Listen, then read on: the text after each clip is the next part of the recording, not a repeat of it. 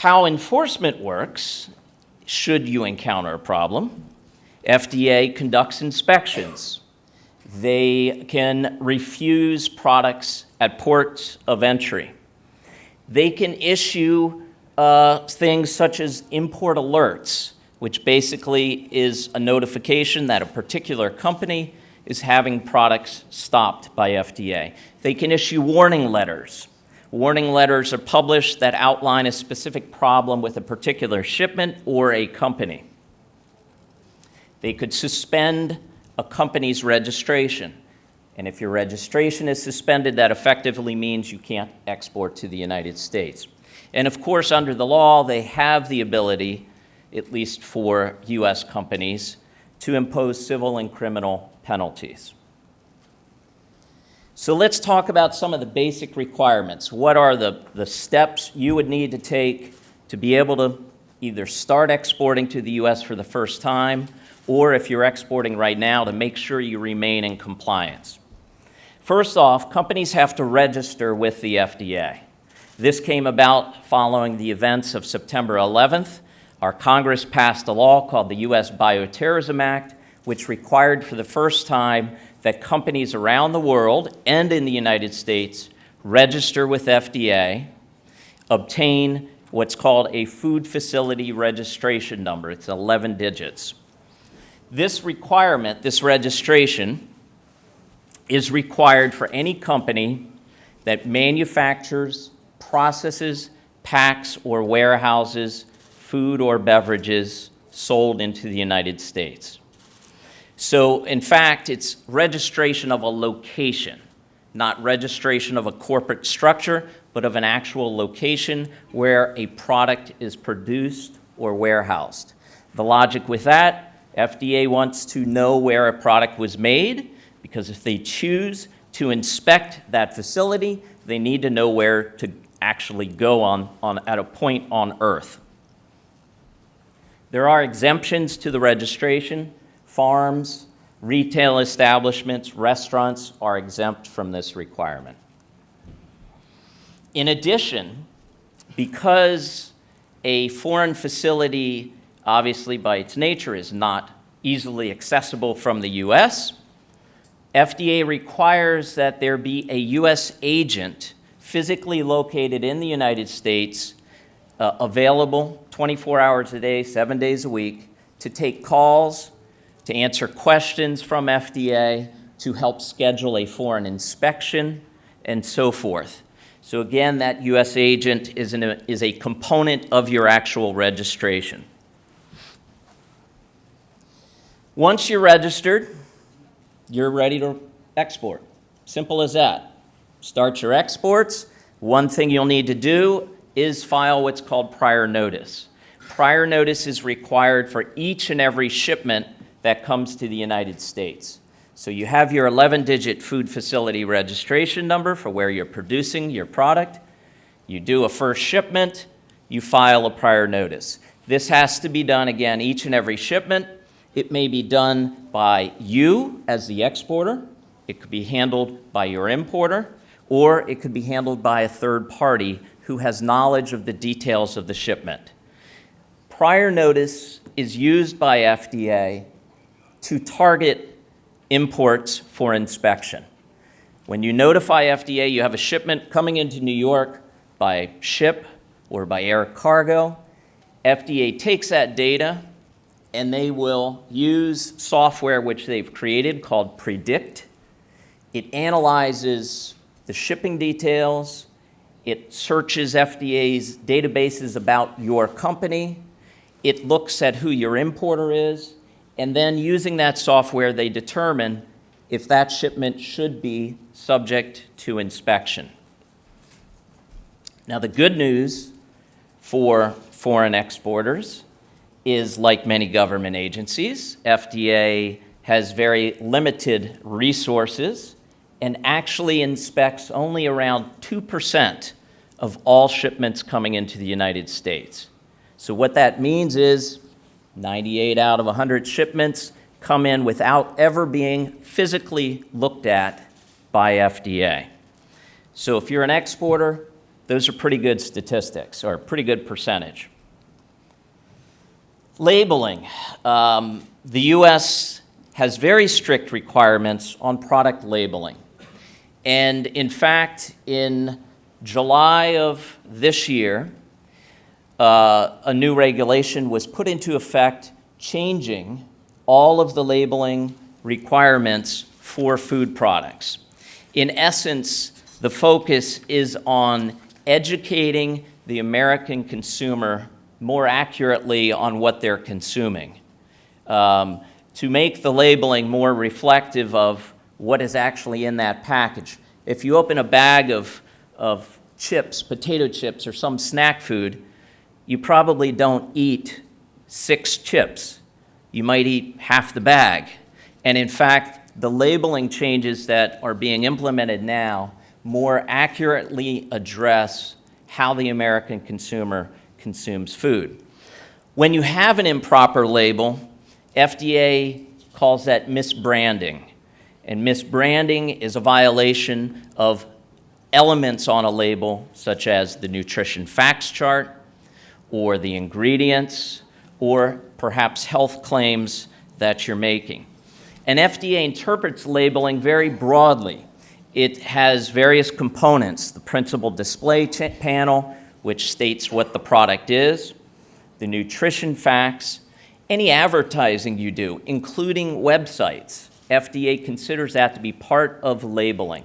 If you produce a dietary supplement in particular and you're making claims about that, FDA will look at websites to see if you're violating any of the regulations regarding health claims.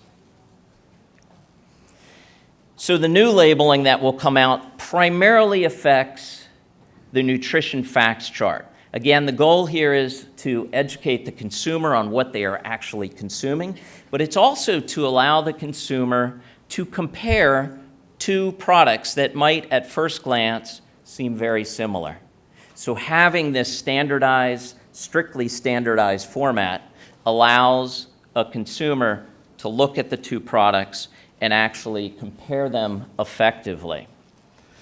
The new requirements will be phased in July of 2018 is when effectively every single food product in the United States in all of our grocery stores will be required to meet the new format. Unless they're a small business, they'll have until 2019 to make that conversion over to the new labeling requirements. If you are producing a canned food, and when I say canned, FDA actually defines that as a product that is aseptically packaged. It might be in a pouch, it might be in a can, a jar, a bottle, depending on the acid, the acidity level, the water activity of that product.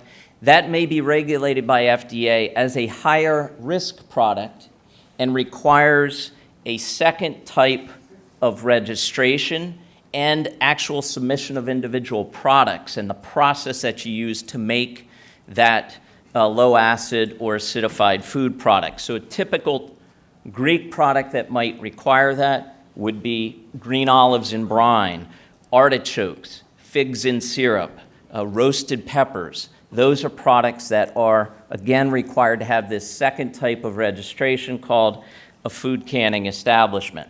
That's a 5-digit number that's issued again for the factory, not for the office. And then again, you submit data about how you actually have produced each of those individual products, and you receive what's called a submission identifier number. And a company, if they have, and that's done for each size of the product and each product. So a company producing 20 types of olives in 10 different packaging, they're going to have an SID for every one of those olives and every size of the package. For seafood and juice, there are specific requirements that started in the 80s regarding food safety. Many of you, I'm sure, if you're in the food industry, you're familiar with HACCP, Hazard Analysis and Critical Control Points. It's a food safety system that was actually developed between Pillsbury and our space agency, NASA. When we were putting men on the moon, the last things we wanted them to worry about was whether the food they were going to eat was going to be safe. And so HACCP is identifying and evaluating the known or reasonably foreseeable hazards associated with a food and putting in a step in the process which controls those hazards. So again, HACCP legally is required in the U.S. for 2 categories of food: juices and seafood. Importers will also ask you for certain things. They don't necessarily have to have an actual copy of your HACCP plan, but they will need a letter on file, actually, that states you've complied and operate under HACCP. Now, there are a lot of food safety schemes out there, whether it's one of the GFSI schemes, you might be BRC, IFS, ISO 22000, et cetera, that will certify your company under HACCP. One of the greatest changes in food safety that has come about in the United States is something just recently signed into law by President Obama in 2011 called the Food Safety Modernization Act. This regulation modernizes our food safety system. It came about for really 2 reasons. One, as our imports continued to grow in the United States, there were outbreaks of food safety incidences. People were sickened. There was melamine in pet food, illegal antibiotic use in farmed seafood. Even within the United States, Peanut Corp of America, that was a company that shipped tainted peanut butter paste, and it actually killed a number of people. That combination, that situation, combined with the fact that our imports in the United States have increased dramatically over the past 20 years. There are currently now 20,000 shipments that arrive into the United States, into our over 300 ports of entry every single day. Controlling that with a limited staff, again, trying to target at ports of entry through inspection is nearly impossible. So the concept of the Food Safety Modernization Act is to put the burden on the importers to make sure that their foreign suppliers are producing safe food. And the way FDA has structured this is through 7 different rules that they have published. One of those requires companies to develop preventive controls. So this is, in essence, similar to HACCP, but now required for all products other than just juice and seafood. The idea is that a foreign company must develop a written food safety plan. And this food safety plan must address, much like HACCP, the hazards and the controls in your factory. This is different than any of the food safety schemes that exist. If you operate under BRC or IFS or ISO 22000, this is not the same thing. This is an FDA requirement where you will physically, literally have to write a food safety plan for each and every product that you produce and export. And again, it models HACCP with some differentiations. There are exemptions for this requirement for foreign companies. Retail establishments such as restaurants and stores are not required. Qualified facilities. That means if you are so small that you have less than a certain amount, $1 million in annual sales or revenue, or below a certain number of employees, you may be exempt from this requirement. If you're already a juice or seafood company, you're exempt because you operate under HACCP. Alcoholic beverages are exempt. Dietary supplements have slightly different requirements. Products regulated by the USDA, U.S. Department of Agriculture, meat and poultry, they're exempt. Farms are exempt, and unexposed packaged foods. So there are a number of exemptions that are required.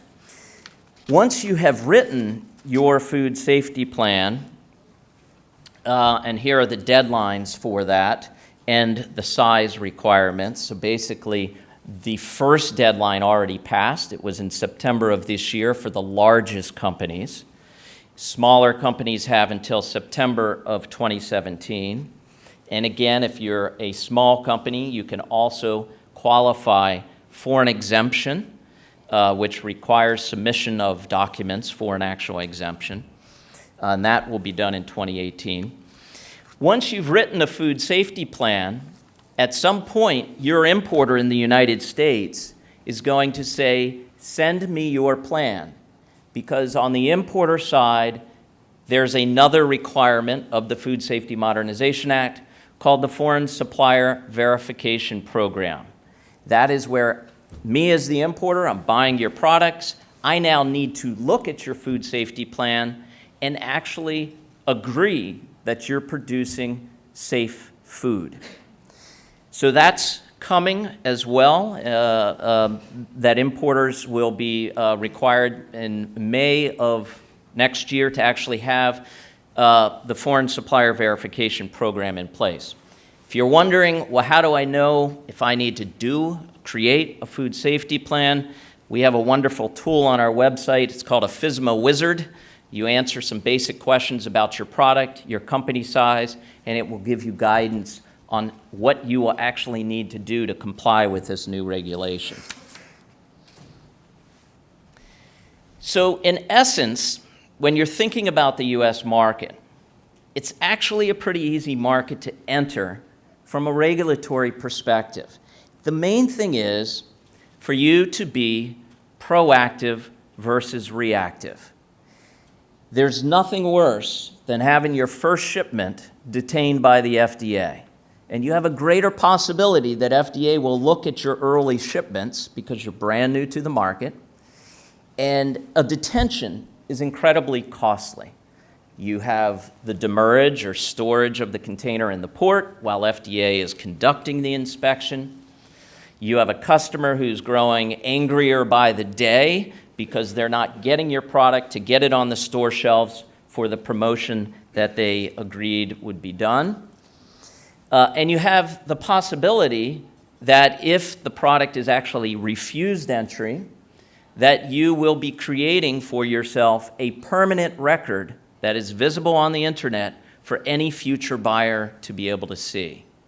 And so the key here, again, is to be proactive. Do your homework, get yourself registered, make sure your labeling is correct, file your prior notice, and keep on the horizon the requirements on the food safety side to make sure you're meeting those new requirements of the Food Safety Modernization Act. I would be happy to now kind of open it up a little bit for questions. I don't know how much time we have. I know it's never good to stand between a large crowd and lunch. So I'm sure some of you are getting hungry for this very safe food we will eat out here. But I would love to open it up and see if anyone does have any questions regarding FDA. Good afternoon. Good afternoon. I would like to ask you about dried figs. What is the requirement and what are the regulations and in which category they belong? Okay, so pretty simple requirements. Again, really, the main thing is you'll need to register the site where you're actually producing the dried figs. So, if you're headquartered here in Athens, but you're producing the figs elsewhere in Greece, you're registering that location elsewhere in Greece, not your headquarters here in Athens. You'll need to designate a U.S. agent for FDA communications, since you're not physically in the United States, to act as the point of contact, point of communications between FDA and your foreign company. This is my only sales pitch. Registrar Corp serves as U.S. agents for about 150 Greek companies already. We work with a little over 12,000 foreign food producers worldwide in 162 countries. That is one of our services, the registration and agent. If you're going to sell the product into retail, then you'll need to focus on making sure you have labeling that meets the retail labeling requirements. Before your shipments arrive in the United States, file the prior notice with FDA, and you're done. That's basically it. You'll need to be on alert if your U.S. agent ever receives a notice of inspection that FDA wants to inspect your factory. You'll need to be prepared for their inspection. I can tell you FDA came about 6 months ago to Greece, conducted some inspections. Next month they're off to Italy. So they do get around the world. I don't know that they have anything scheduled for Greece as of right now. So I hope that helped. Fairly straightforward. Next question. Yes? Yeah, I would like to ask you, how frequently do you perform checks to the labeling?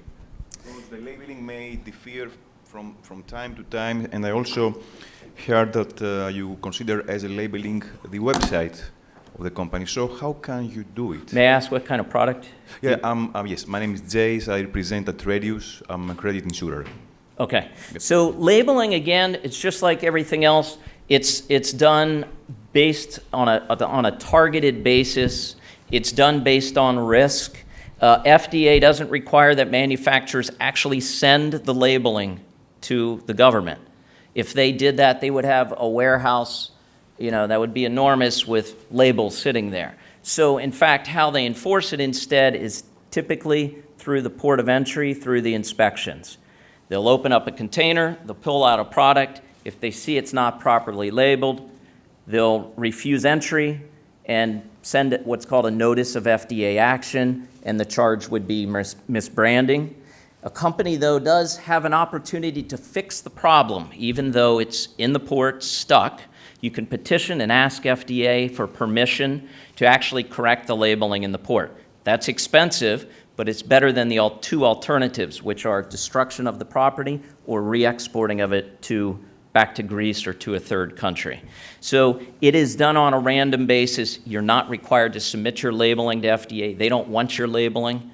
It's really purely done on a random basis. Once a product is in the grocery store, in whatever state it might be, FDA is not sending inspectors into grocery stores. There are state agencies that might do that, but it's quite rare unless a problem is reported, perhaps an undeclared allergen, someone sickened, then they might take a closer look, and a state or the FDA might order a recall of that product. Yes? Perhaps my question has been already answered by you, but I'd like to restate it again. What happens in, let's say, luxurious package of product, a wine or olive oil product, with labeling concerning nutrition facts?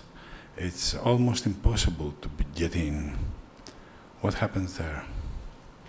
Well, what happens with what exactly? Are you saying? With a luxurious bottle of wine, let's say. Okay, so designed by an architect. You can't put nutrition facts there. okay, well It's ugly. It's ugly. Yeah, let's take What happens there? Let's take the olive oil example, because wine has different labeling requirements, Okay, and wine's fairly simple as far as labeling requirements.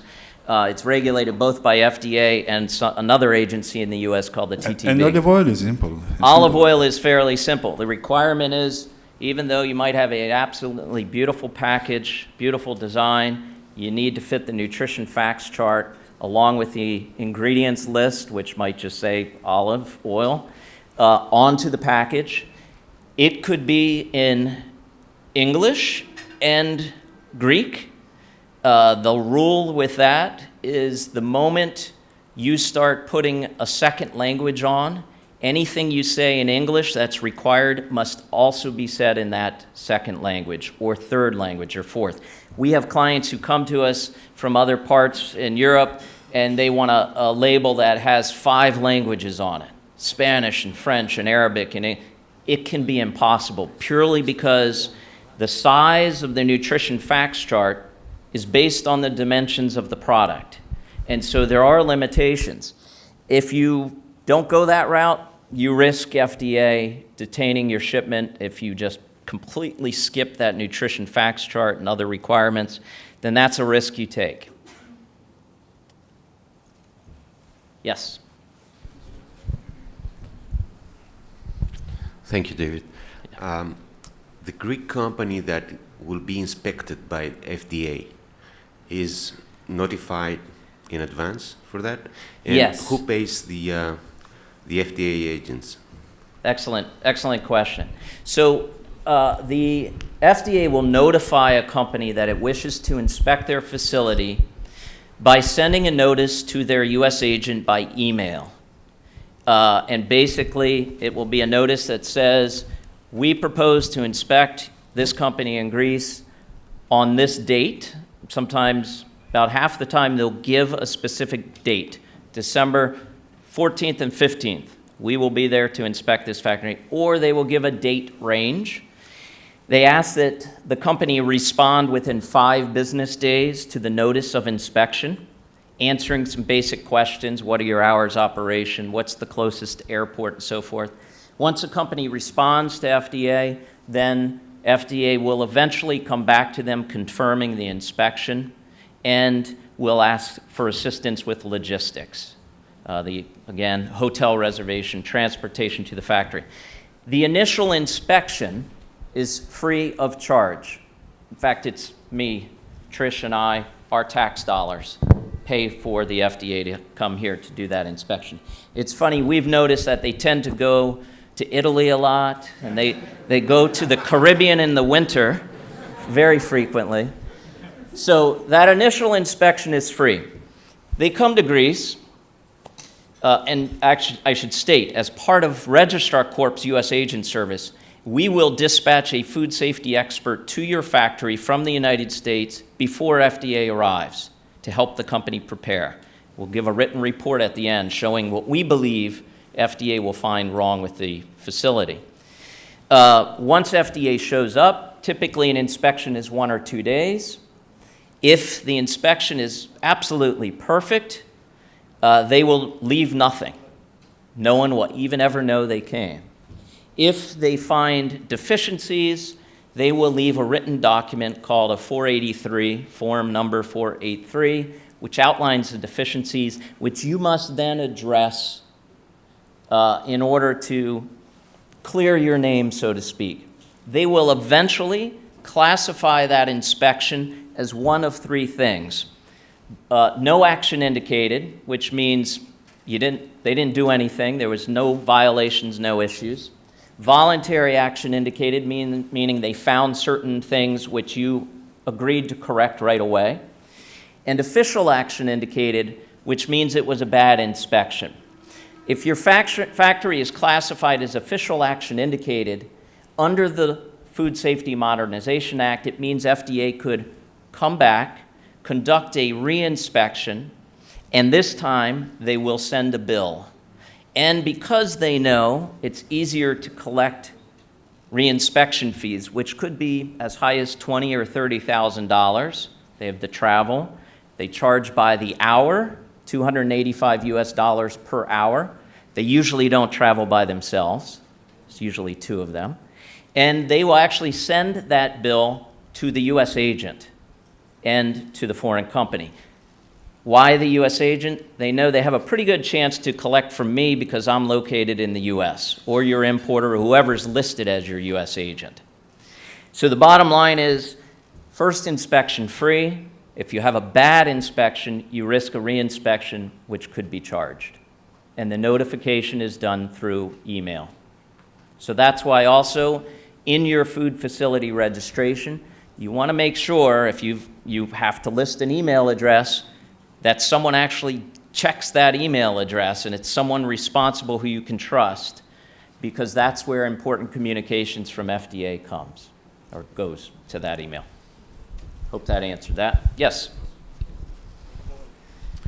I wanted to ask you, the FSMA calls for qualified individuals to review the safety plans, and even better to have qualified individuals in the companies. Are you aware of any training programs or Yes. what's happening there? Yes, so the requirement for the qualified individual, an individual may be qualified in more than just one way. An individual can be qualified through education or also through experience. So a plant manager who's been in your factory managing your production for the past 20 years could be called a qualified individual. They are qualified in how to make that product and how you operate. You can also obtain a certification. It is not required through training. And there are some online courses being offered now. SGS, the large Swiss testing certification inspection company, they offer some online classes. I know there are some courses being offered in Italy. So there are some opportunities to do, distant learning and online courses. And I would encourage you to go search online, and you'll find some organizations offering classes. But again, that is not a requirement. The requirement is to have a named qualified individual, but that can be someone just purely with the experience in the factory. They will be listed. They will be the person signing your food safety plan. And if FDA ever comes, they will say, who signed your food safety plan? And it will likely be your plant manager, who is your qualified individual. There's no requirement to say to FDA or send FDA your food safety plan. They're not looking to receive thousands and thousands of food safety plans. If they come to inspect your factory, though, they're going to say, who's your qualified individual who signed your food safety plan? Your importer will eventually be asking for a copy of your food safety plan or plans. That qualified individual in your factory may be the one that they communicate then with about questions about your process and the safety of your product. Other questions? Okay, well, thank you. I've enjoyed speaking today. Again, I'd like to thank also our partner, Trade USA, for being our partner here in Greece. They represent Registrar Corp here. We have offices in 20 countries around the world, but we have enjoyed collaborating with them. And I thank all of you for attending and for your questions, and look forward to chatting with you further off-site here. Thanks.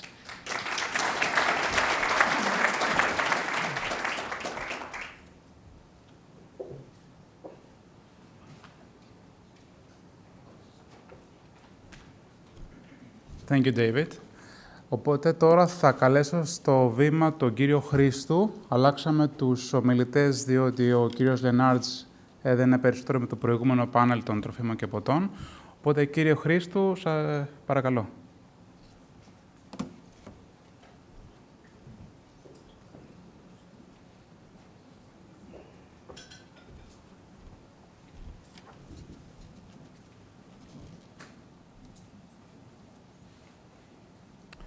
Καλησπέρα από μένα. Ευχαριστώ για την υπομονή σας μέχρι τώρα. Και θα συνεχίσουμε από εκεί που σταμάτησε ο κύριος Ζανάτς, μια λέξη που είπε για το do your homework. Θα πάμε λίγο σε ένα πιο πρακτικό θέμα όσον αφορά την κωδικοποίηση των προϊόντων. Έχουμε λοιπόν ένα προϊόν, όπως είπαμε, η Αμερική είναι μια τεράστια αγορά, αλλά έχει πολλή δουλειά να γίνει από πίσω για να πετύχει κάποιος εκεί. Και ένα από τα κομμάτια που σαφώς χρειαζόμαστε για να προχωρήσουμε είναι να κωδικοποιήσουμε αυτό το προϊόν. Κάτι που συνήθως το έχετε συναντήσει όλοι προφανώς στα προϊόντα σας, το έχετε ήδη πιθανώς στα προϊόντα σας. Ίσως όμως τελικά να προσθέσω να εξηγήσω ότι δεν είναι τόσο απλό και δεν είναι απλά ένας αριθμός πάνω στο προϊόν μας. Ίσως να σημαίνει κάτι παραπάνω. Πάμε λοιπόν να δούμε μια ματιά πολύ γρήγορα τι είναι. Ένας αυτόματος τρόπος να εισάγουμε δεδομένα σε έναν υπολογιστή. Στην ουσία, ένα σκάνερ διαβάζει αυτό το σύμβολο, αυτή την εικόνα με τις γραμμές, και δίνει αυτόν τον αριθμό στον υπολογιστή. Το τι θα κάνω εγώ τον αριθμό στη συνέχεια και πώς θα συνδέσω πληροφορίες από κάτω, μπορώ να βάλω τιμή, μπορώ να βάλω περιγραφή, μπορώ οτιδήποτε, είναι αυτή στην ουσία η διαδικασία. Άρα, ένα κομμάτι είναι ο αριθμός που συνδέει πληροφορίες και το άλλο κομμάτι είναι η εικόνα που μπορεί να διαβάσει ο σκάνερ ή μπορεί και να μην διαβάσει αν δεν είναι καλή ποιότητα ή καλά εκτυπωμένη. Φτάνουμε λοιπόν να φτιάξουμε ένα κωδικό. Ας πάρουμε ένα νούμερο 520 που είναι και γνωστό στην αγορά. 13 ψηφία χρειάζονται για ένα κωδικό. Στην Αμερική μπορεί να χρειαστούν και 12, θα εξηγήσω συνέχεια τι σημαίνει αυτό. Βάζουμε και άλλα 13 ψηφία, μέχρι εδώ καλά. Δίνουμε μια περιγραφή, βάζουμε και μια τιμή. Άρα, αυτό είναι το σύμβολο που θα μπει πάνω στην ετικέτα. Όπως είδαμε και σε μια φιάλη με λόραδο πιο πριν, κάπως έτσι μοιάζει περίπου. Είναι όλα εντάξει μέχρι εδώ? Υπάρχει ένα παγκόσμιο μητρό, αν πάρουμε τον κωδικό αυτό και το κοιτάξουμε στο παγκόσμιο μητρό έγκυνων κωδικών, που μπορούμε να τσεκάρουμε αν ο κωδικός αυτός, ο οποιοδήποτε μπορεί να τσεκάρει, είναι μια βάση ανοιχτή, προσβάσιμη από όλους. Μπορεί να τσεκάρει οποιοδήποτε αν ο κωδικός αυτός είναι σωστός ή όχι και αν ανοίξει την εταιρεία μας ή όχι. Αν πάμε λοιπόν στο μητρό, να βάλουμε τον κωδικό αυτό, να κάνουμε search by GTIN. Πάω λίγο γρήγορα, γιατί είναι έτσι πιο διαδικαστικά, αλλά στο site υπάρχουν όλα αυτά που μπορείτε να τα δείτε στο ΚΕΠΙΡ. Βάζουμε λοιπόν τον κωδικό μας. Μας βγάζει ότι ήδη έχουμε ένα λάθος στο τελευταίο ψηφίο, το αλλάζει μόνο το αυτόματα, μας δίνει να βάλουμε τον αριθμό 8, το κάνουμε και αυτό. Και εδώ πρέπει μια απάντηση που λέει ο κωδικός record not found ή ο κωδικός δεν υπάρχει. Άρα αυτό που βάλαμε ως κωδικό εμείς και περιμένουμε να ταυτοποιήσουμε το προϊόν μας, δεν μπορεί κανείς να καταλάβει τι είναι να συνδέσει το προϊόν μας με την εταιρεία. Για να πάμε λίγο παρακάτω. Φτάνουμε λοιπόν στο GS1. Τι είναι ο GS1? Ένας οργανισμός μη κερδοσκοπικός σε 110 χώρες στον κόσμο. Καλύπτει 112 γραφεία, καλύπτει 115 χώρες, πάνω από 2.000 άτομα εξειδικευμένο προσωπικό. Στην ουσία, με σκοπό τη διευκόλυνση διαδικασιών διαφορετικής αλυσίδας σε όλο το μήκος της, μέσω της ανάπτυξης και εφαρμογής προτύπων. Διοικείται και διαχειρίζεται από τις επιχειρήσεις, δεν είναι εταιρεία, είναι ένα μη κερδοσκοπικός οργανισμός και στη διοίκηση είναι πάντα οι επιχειρήσεις ίδιες. Έχει άριστη συνεργασία και έχει υπογράψει πολλά μνημόνια συνεργασίας με διεθνείς οργανισμούς όπως η Ευρωπαϊκή Ένωση, ISO, ΝΑΤΟ, Παγκόσμιο Οργανισμό Τελωνίων, Παγκόσμιο Οργανισμό Υγείας και άλλους πολλούς. Σε συνεργασία με το FDA που συζητάγαμε λίγο πριν, επίσης. Άρα λοιπόν θα λέγαμε εδώ ότι είναι 115 χώρες μέλη στο GS1. Όλες αυτές τις χώρες είναι οργανισμοί, σε όλες αυτές τις χώρες υπάρχουν γραφεία που είναι οργανισμοί μη κερδοσκοπικοί με διοίκηση αποκλειστικά από τους χρήστες. Εδώ βλέπουμε μια συνεργασία με τον Παγκόσμιο Οργανισμό Τελωνίων. Έτσι είναι η εφαρμογή καινούργια του Παγκόσμιου Οργανισμού, η IPM, όπου στους partners βλέπετε πρώτο το GS1, η στην ουσία παίρνει τη βάση αυτό το μητρό, το GEPIR, για να ελέγχει τους κωδικούς σε μια πρώτη ένδειξη πού ανήκει το προϊόν, πού ανήκει ο κωδικός. Το γραφείο της Ελλάδος λέγεται GS1 Association Greece, ένα από τα 110 γραφεία παγκοσμίως, μοναδικός φορέας του GS1 για την Ελλάδα, επίσης μικροσκοπικό σωματείο, επίσης με διοίκηση από τα μέλη του. Αυτό που κάνουμε λοιπόν είναι κατοχυρώνουμε μοναδικά προθέματα στα μέλη του GS1 από 5.20 και 5.21. Αυτό διαχειρίζει το ελληνικό γραφείο. Θα εξηγήσω εγώ παρακάτω τι είναι αυτό ακριβώς. Καταχώρηση και διαχείριση του Μητρώου, του Παγκόσμιου Μητρώου Κωδικών, του ΚΕΠΙΡ. Συμμετοχή στην ομάδες εργασίας για ανάπτυξη προτύπων. Και ενημέρωση, υποστήριξη και εκπαίδευση. Ξεκινήσαμε λοιπόν πιο πριν να φτιάξουμε ένα κωδικό από 5.20. Μια γνωστή λοιπόν ιδέα που θα έχετε ακούσει σίγουρα πολλές φορές στην αγορά είναι τα 5.20, τα ελληνικά προϊόντα ξεκινούν από 5.20. Να δούμε τώρα πόσο πραγματικό είναι αυτό. Έχουμε λοιπόν ένα προϊόν που νομίζουμε ότι είναι ελληνικό, ίσως επειδή έχει 5.20, θα μπορούσε να παράγεται στην Ινδία για παράδειγμα, θα μπορούσε να συσκευάζεται στη Ρουμανία για παράδειγμα, γιατί εγώ αυτό επιλέγω σαν ελληνική εταιρεία που είμαι εδώ. Έτσι, αλλά επειδή έχω έδρα εταιρεία στην Ελλάδα, θα γραφτώ στο ελληνικό γραφείο, στο GS1 Association Greece, το οποίο θα μου αποδώσει ένα πρόθεμα από 5.20-5.21. Άρα λοιπόν, το να έχω 5.20 στο προϊόν μου, κάθε άλλο παρά απόλυτα ελληνικό προϊόν σημαίνει. Σημαίνει ότι είμαι γραμμένο στο ελληνικό γραφείο, έχω πάρει ένα 5.20-5.21, αλλά δεν είναι απαραίτητο αυτό, δεν διασφαλίζει το προϊόν μου είναι ελληνικό. Άρα λοιπόν, εδώ, αν πηγαίναμε στο ελληνικό γραφείο να πάρουμε ένα κωδικό και μας απέδιδε ένα κωδικό, θα ξεκίναγε πιθανόν πάλι ο 5.20-5.21, θα είχαμε τον κωδικό μας 13 ψηφία, 12 για την ακρίβεια εδώ, και ένα ψηφίο ελέγχου που βγαίνει αυτόματα. Υπάρχει μια διαδικασία, την πάω λίγο γρήγορα, πώς υπολογίζουμε το ψηφίο ελέγχου. Το βάζουμε σε ένα πίνακα που υπάρχει μέσα στο site, μας παράγει τον αριθμό 7, βγαίνει ο κωδικός που τελικά είναι αυτής της μορφής και πάμε να το κάνουμε 13 ψηφία, βάζουμε την περιγραφή, βάζουμε την τιμή, αυτά είναι τα στοιχεία που κρεμάμε κάτω από το κωδικό και πάμε λοιπόν μετά να δούμε αν εντάξει. Αυτό είναι το σύμβολο που θα βάζαμε πάνω στο προϊόν μας.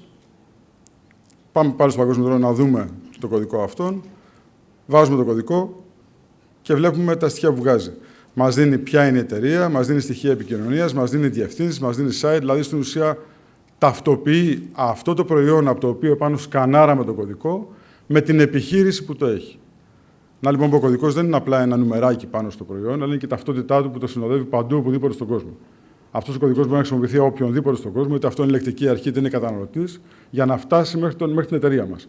Σε αυτή τη στιγμή που μιλάμε, το Μητρό περιλαμβάνει μόνο τα στοιχεία της εταιρείας. Όποιο προϊόν, να πιάσω παράδειγμα της ΓΕΑ και να σκανάρουμε, θα μας δώσει πάντα ΓΕΑ. Στην επόμενη φάση που είναι από το 17, θα σκανάρουμε το κωδικό και θα μας δίνει ποιο συγκεκριμένο προϊόν της ΓΕΑ είναι. Θα λέει το τάδε μπουκάλι, η τάδε συσκευασία, οποιοδήποτε διαφορετικό για κάθε ένα κωδικό. Εδώ λοιπόν είπαμε πριν για τα 13 ή 12 ψηφία, βάσει του Sunrise 2005, που είναι μια πρόταση που ανακοινώθηκε το 1997, οι εταιρείες στην Αμερική είναι υποχρεωμένες να δέχονται 13ψήφιους κωδικούς. Μετά τη συνένωση των δύο συστημάτων UCC και EAN, πρέπει να δέχονται 13ψήφιους κωδικούς. Παρ' όλα αυτά, πάρα πολλά σημεία στην Αμερική, ακόμη και στο Καναδά, δεν έχουν ανανεώσει τα συστήματα, έχουν ενημερώσει τα συστήματά τους και έτσι δουλεύουν μόνο με 12ψήφιο κωδικό, ο οποίος ονομάζεται UPC ο κωδικός, Universal Product Code. Πιθανόν λοιπόν να θέλει να κάνετε εξαγωγή στην Αμερική, να σας ζητήσει αυτός ο κωδικός και να σας πούνε θέλω ένα ειδικό κωδικό 12ψήφιο. Αυτή η κωδική διαχειρίζεται πάλι από τα γραφεία GS1, σε συνεργασία με το γραφείο πάντα της Αμερικής, γιατί από εκεί ξεκινάει ο κωδικός, για να είναι μοναδικός. Αυτός είναι σαν μορφή ο κωδικός, δεν αλλάζει κάτι από τον κωδικό που ήδη χρησιμοποιείται πιθανόν στην Ελλάδα, τον 13ψήφιο, απλά έχει ένα ψήφιο λιγότερο. Και παραδείγματα, εδώ βλέπουμε από την Albertsons, που απαιτεί το κωδικός να υπάρχει ο UPC πριν μπει ένα προϊόν, πριν κάνει συνεργασία κάποιος με την Albertsons. Αυτό είναι το supply handbook της Albertsons. Και κάτω-κάτω βλέπουμε σε άλλο σημείο που γράφει ότι όλες οι αλλαγές του προϊόντου πρέπει να είναι σύμφωνα με τα στάνταρ του GS1. Πάμε στο Super Value, που μπαίνουμε στη διαδικασία εγγραφής κάποιος vendor ως προμηθευτής στην Super Value. Θεωρούμε λοιπόν ότι μια από τις ερωτήσεις είναι αν το προϊόν σας έχει τον απαιτούμενο UPC κωδικό για να γίνει listing για scanning, billing και ζητήματα αποθήκης. Τρίτο παράδειγμα, δεν υπάρχει ακόμα στην Αμερική, θα είναι από το 2018, η Lidl, η οποία δουλεύει αποκλειστικά με πρότυπα GS1 και στα πρότυπα των GS1 οργανισμών. Από το 2018 θα ξεκινήσει στην Αμερική, δεν έχει ξεκινήσει ακόμα. Πολύ γρήγορα να σας αφήσω να πάτε για το γεύμα. Νομίζω ότι δεν ξέρω αν σας κάλυψα ή σας μπέρδεψα χειρότερα. Είναι πάντως ένα κομμάτι από το homework που πρέπει να κάνετε πριν πάτε και εσείς στην Αμερική. Αυτά. Ευχαριστώ.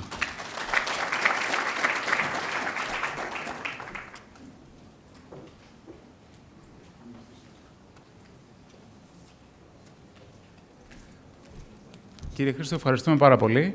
Θα κάνουμε ένα μικρό διάλειμμα, για ένα light lunch, για ένα μισάωρο και θα επανέλθουμε με το πάνελ για τα ατομικά υλικά και για τις κατασκευές. Και στην πορεία θα έχουμε τις υποστηρικτικές υπηρεσίες, καθώς και στο τέλος θα κλείσουμε με τον πρόεδρο του Specialty Food Association, τον κύριο Φιλ Καφαράκη. Καλή όρεξη.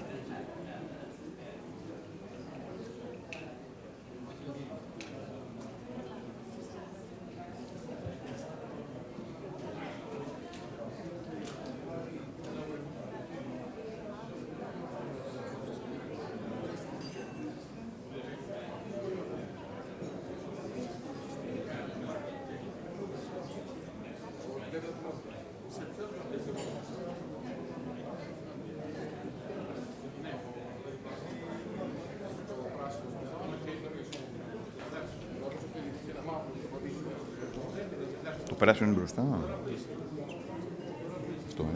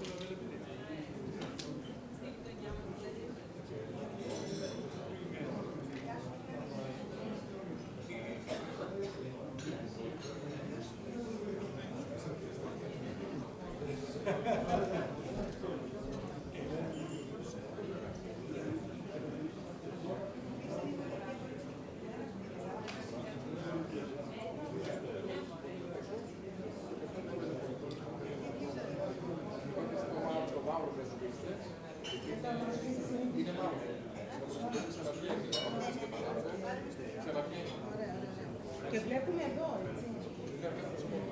Αυτό είναι ό,τι είχε...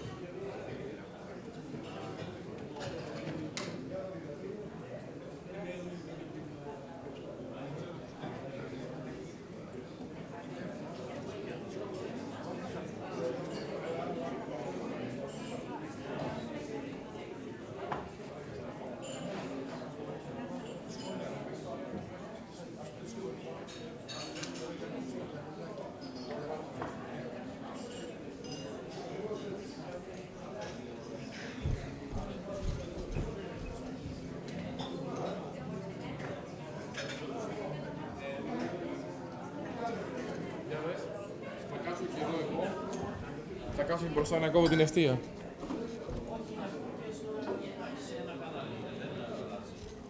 Είναι το κάτω. Είναι το κάτω.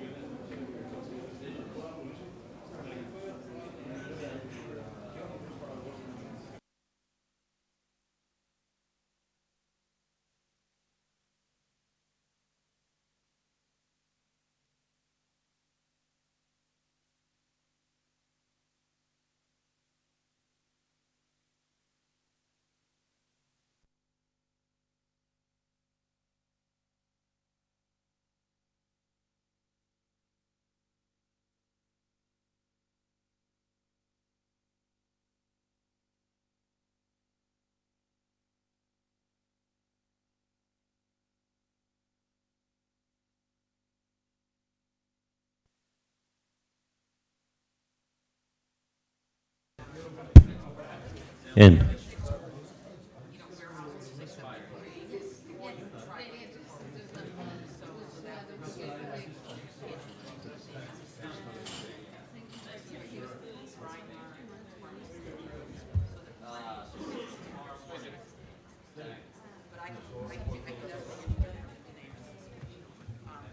Όχι, όχι.